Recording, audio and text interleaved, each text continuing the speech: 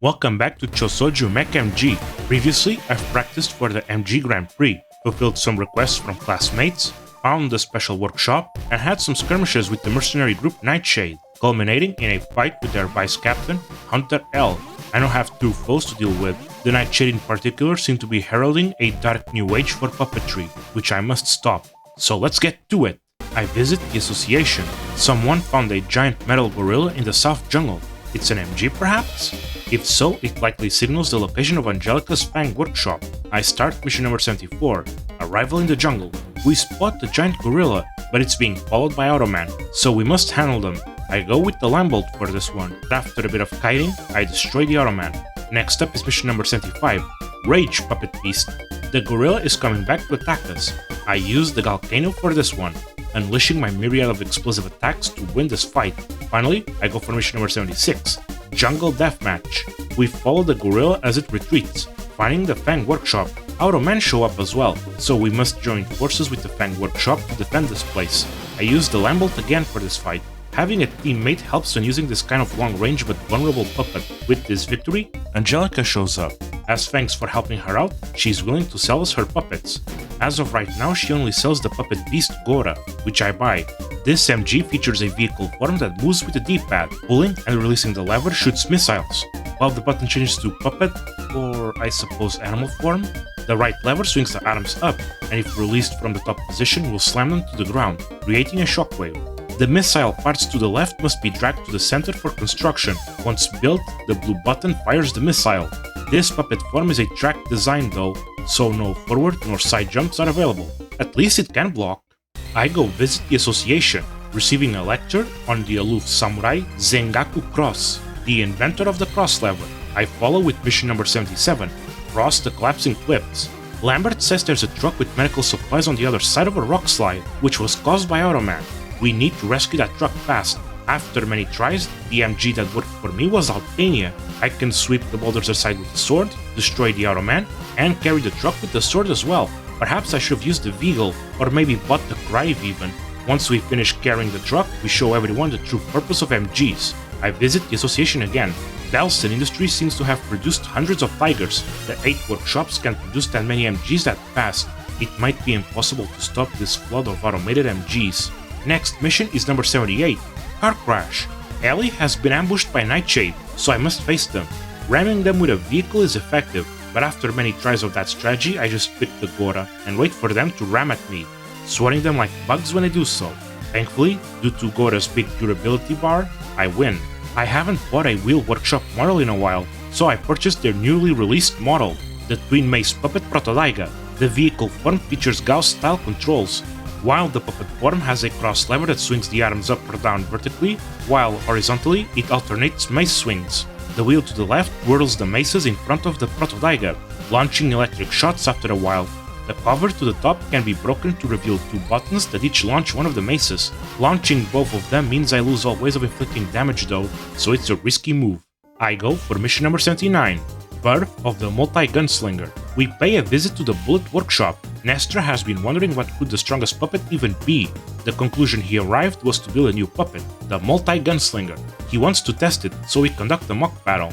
I face him with the Gora. I win after much powerful shots taken. Perhaps jamming that much weaponry one design was too much. He does put it to sell though, so we could have a run of our own. The Multi-Gunslinger Sael features a multitude of weapons. The cross lever swings the right arm right and left, and both arms up and down. The left lever loads a missile, while the right gun must be loaded with either a regular yellow bullet or a multi-shot red round. Pulling the trigger at the bottom right fires both weapons. The green button at the top fires an electric shot, which is the only source of infinite ranged attacks, rather unusual for a bullet shot design. Next mission is number 80, Patton vs Tiger. We visit the MG Museum, being offered a ride on the artillery puppet Patton. Nightshade invades though. Good thing Ryu shows up. Facing all these commando tigers with this old model of MG would have been trouble otherwise. After all, the Patton is rather slow. After winning, I'm given Blueprint 06A. Been a while since I received one of those. I go to the association. There's trouble. The Nightshade are invading Shinobi Village. I must make haste, so I go for mission number 81, the Nightshade invasion. They arrive in force at the village. so I face them with a Protodaiga. After winning, I meet with Zengaku Cross. He promises to make a new model of MG for me in the future. I also get a Blueprint 06B. I give both halves of Blueprint 6 to Galuya, receiving an artillery puppet Patton. He's got simple controls, having 3 buttons that each fire a shot from each of the 3 cannons. The dial at the bottom turns the cannons horizontally. Despite coming loaded with only 1 shot per cannon, each time one is fired, they get reloaded after a while. Surprisingly, despite the lack of arms, this model is capable of blocking attacks. Odd, but welcome. Next mission is number 82, the fall of the Shinobi Village. We meet with the Genin Kaoru, who thanks us for protecting the village, which we might just have to do again, as Nightshade shows up. We have to protect the shrine where Kaoru lives, so I meet the tigers with the Protodaiga. For all the gravitas of the mission style, this is actually an easier mission than before.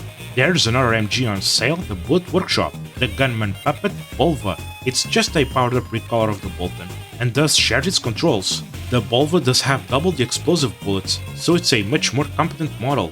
Man, Nestor has been pumping model after model. I don't think there's any other workshop that has 5 models for sale at this point. I go to the association. It seems that Nightshade has gathered 100 MGs for an assault. I go for mission number 83, Hunter J. We spot Nightshade on our travels, finding their leader, Hunter J, so we leave before we're spotted. I do find that the Omega cargo is rather conspicuous, but hey, what do I know? Next mission is number 84, End of a Puppet Era.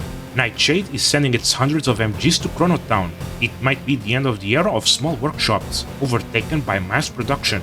Kay enters the cockpit alongside me, as we march to meet the threat alone.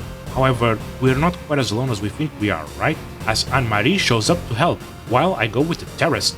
Its low profile and strong offense of the vehicle mode are as good as ever, so the tigers are easily dealt with. We leave Anne-Marie behind to seek the leader. For the second wave, I'm aided by Ellie. It's another easy victory, so I go for the third wave, where I'm helped by Ryu. It's more of the same, so once I've dealt with this group, I go for the fourth wave. It seems I'm ambushed this time, but I'm rescued by Ain, who's riding a Protodaiga. With this wave done, I move on to the big boss, Hunter J. His tiger is stronger and bulkier than the rest, but has the same weakness, MGs that can still deal damage while in low profile, so he gets taken down like the rest. After my victory, I'm told my friends have cleared up the tigers at their end, and the police will be rounding up the members of Nightshade. It is truly the beginning of a new era, not one of mass-produced puppets that terrorize the world, but an era where young puppeteers keep the heart of the craft alive and well. The Fang Workshop now has a new model for sale, the Flame Missile Puppet Jill. This turtle-shaped MG has a multitude of buttons. Each of these, except the top button, will each fire a missile in a different direction. If all are spent, the center button can be pressed to reload the missiles. The top button, meanwhile, spews flames. This MG can't use forward or side jumps, but is capable of blocking. This is it. Nightshade's over.